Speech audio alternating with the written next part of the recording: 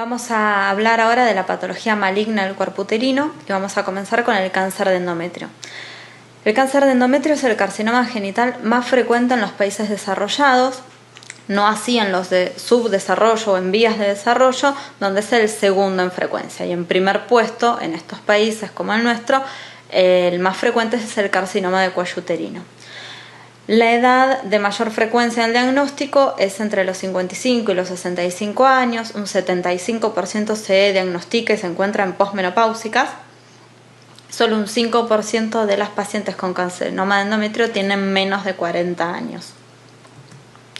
Con respecto a los factores de riesgo, son los mismos de las hiperplasias de endometrio, tienen que ver con la hiperestimulación estrogénica en la mayoría de los casos. La diabetes, la obesidad, la hipertensión, obviamente asociados a síndrome metabólico, la dieta rica en grasas.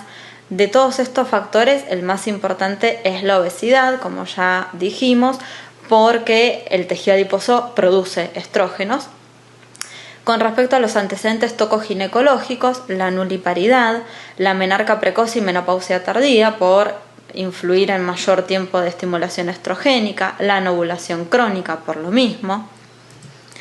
También antecedentes patológicos como el síndrome de ovario poliquístico que produce anovulación e hiperestimulación, hipersecreción estrogénica, tumores funcionantes de ovario que produzcan estrógenos, la hiperplasia de endometrio como patología previa al carcinoma, el tratamiento con tamoxifeno. El tratamiento con tamoxifeno aumenta tanto el riesgo de patologías benignas endometriales como de hiperplasia y de carcinoma. Y la terapia de reemplazo hormonal sin oposición progestágena, que en general no se indica ya precisamente porque se sabe de estos riesgos. Solamente se podría indicar en pacientes que han sido histerectomizadas por otra causa, que no tienen útero, y en ese caso sí, en algunas situaciones podemos dar solamente estrógenos.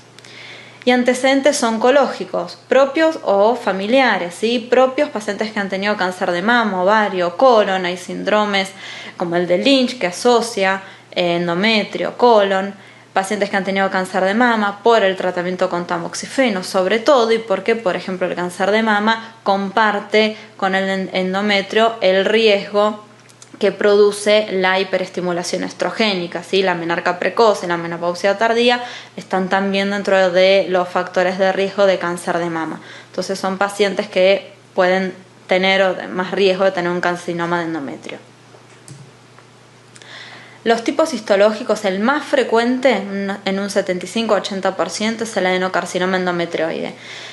Su agresividad va en relación al grado de diferenciación, G1, G2 o G3, obviamente a más grado, mayor agresividad, y es el típico que vamos a encontrar en pacientes posmenopáusicas, obesas, diabéticas, hipertensas, que le da síntomas, le da una metrorragia de la posmenopausia, son carcinomas exofíticos y bien diferenciados y en general de buen pronóstico, sobre todo asociados a su diagnóstico temprano. Ahora hay otras histologías cuyo pronóstico es desfavorable porque son más agresivos y porque muchas veces el diagnóstico es más tardío, como es el adenocarcinoma seroso, el de células claras, el carcinoma indiferenciado y el escamoso. El seroso y el de células claras después vamos a ver que además tienen algunas diferencias en el tratamiento quirúrgico porque su diseminación es más como la de un carcinoma de ovario. En esta imagen vemos la imagen histeroscópica de un carcinoma de endometrio, un tumor exofítico con una vascularización atípica, que es la imagen más característica de visualizar. La propagación es por extensión local, por vía linfática, metástasis ganglionares o por vía sanguínea, que es muy poco frecuente. Con respecto al diagnóstico, la mayor parte de las pacientes van a tener metrorragia de la posmenopausia, porque la mayor parte de las pacientes se diagnostican en la posmenopausia. Por ende, esto nos da síntomas precoces y un diagnóstico también temprano. El examen físico en general no nos va a aportar muchos datos porque suelen ser estadios iniciales que están localizados a nivel uterino. Puede haber un flujo acuoso, mucoso o serohemático. Esto es importante si la paciente no tuvo metrorragia franca, un sangrado franco, pero sí tiene un flujo serohemático rosado que uno puede inferir que tiene que ver con algún componente sanguíneo, también va a haber que estudiarla como si tuviera una metrorragia de la posmenopausia. Repetimos el concepto de que todas las pacientes con metrorragia de la posmenopausia hay que hacerle, además del examen de vagina y cuello del útero, una ecografía transvaginal. Si en la ecografía transvaginal se ve un endometrio de 5 milímetros o más, hay que obtener histología, idealmente por histeroscopía o histología por cánula de Pipel o raspado biópsico fraccionado.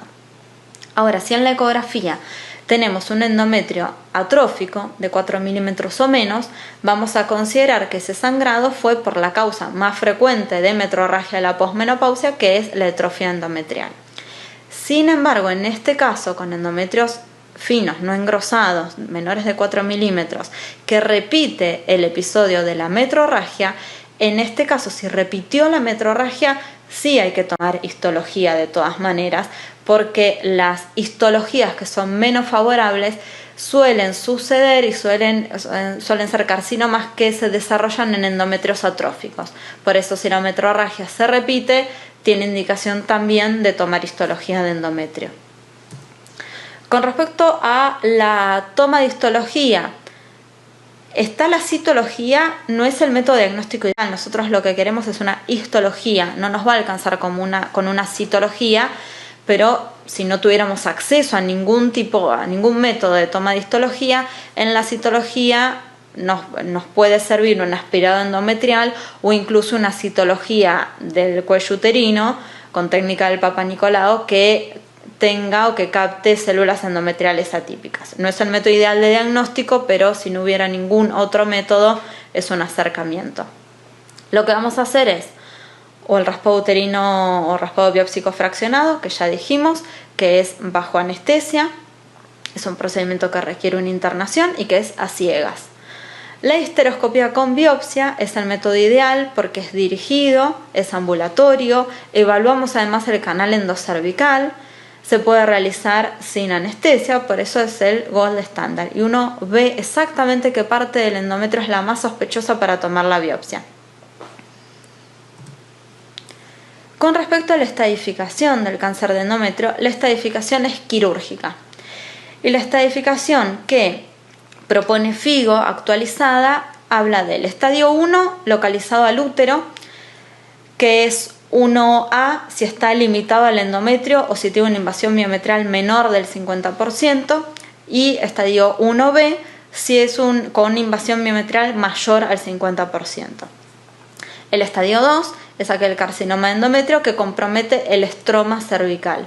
Ya no se hace la diferenciación entre tejido glandular o superficial del cuello, sino que si compromete el estroma cervical es un estadio 2. El estadio 3 es acerca de los carcinomas que ya están fuera del cuerpo del útero, pero tienen una localización pelviana u abdominal. El estadio 3A compromete serosa y o anexos, trompas u ovarios.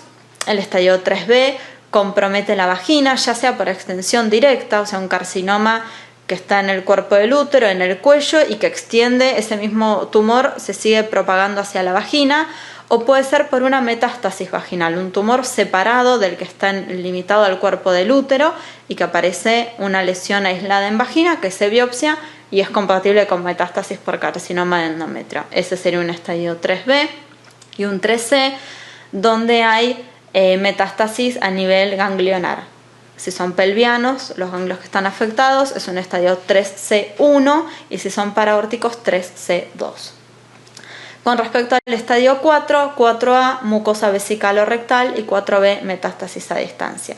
Dentro de la estadificación quirúrgica que ahora vamos a ver, se recomienda tomar citología peritoneal, que si resulta positiva se debe reportar, se debe informar, pero no modifica el estadio. Los factores pronósticos tienen que ver con el estadio, con el tipo histológico. Recuerden que el adenocarcinoma endometrioide es el de mejor pronóstico, las otras histologías menos frecuentes son de peor pronóstico. El grado histológico, menos diferenciado, más agresivo. la invasión miometral, la extensión a cervix por el cambio del estadio, la edad de la paciente, pacientes jóvenes menores de 40 años con carcinoma de endometrio tienen peor pronóstico, la citología peritoneal positiva y la metástasis linfáticas, todos ellos son factores de peor pronóstico. El tratamiento, entonces, recordemos que la estadificación es quirúrgica, así que si yo tengo una paciente con un carcinoma de endometrio, voy a hacer una cirugía que va a ser la nexohisterectomía total extrafacial con linfadenectomía pelviana y lumboaórtica y con toma de muestra para citología peritoneal. Este es el tratamiento estándar, ¿sí? Esta es la estadificación del cáncer de endometrio. Ahora, si dentro de la cirugía realizamos una biopsia por congelación del útero y podemos saber que es un estadio 1A, o sea que compromete el endometrio, G1 o G2, que no compromete el endometrio y que mide menos de 2 centímetros, si se cumplen todas esas condiciones, puede no realizarse la linfadenectomía. Si hay factores de mal pronóstico, se agrega radioterapia y o braquiterapia en general para las pacientes que tienen compromiso vaginal. Las pacientes que por contraindicación clínica no son factibles de realizar un tratamiento quirúrgico reciben radioterapia y braquiterapia. Y es importante diferenciar que en las variedades seroso, células claras y carcinosarcoma se debe agregar a la cirugía que dijimos, anexohisterectomía total extrafacial con linfadenectomía y toma de citología, además omentectomía, como si fuera un carcinoma de ovario. Y en el estadio 2, o sea, aquel carcinoma de cuello uterino, aquel carcinoma de endometrio que compromete la cirugía es una anexohisterectomía total radical, una Piper 3 o Berheim-Weiss. En esta diapositiva vemos dibujados la diferencia entre una histerectomía total, la histerectomía total resecando un anexo o ambos anexos, y la histerectomía radical, donde la diferencia principal es la resección de parametrios. Con respecto a la monoterapia, se reserva para los estadios 3 y 4 y para enfermedades recurrentes o para recaídas.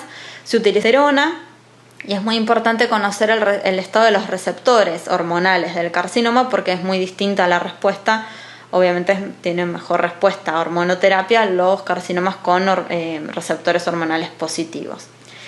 La quimioterapia en el carcinoma de endometrio se reserva para los estadios avanzados y recurrencias con criterio paliativo, ¿sí? El tratamiento estándar es el quirúrgico y en factores de mal pronóstico se agrega la radioterapia.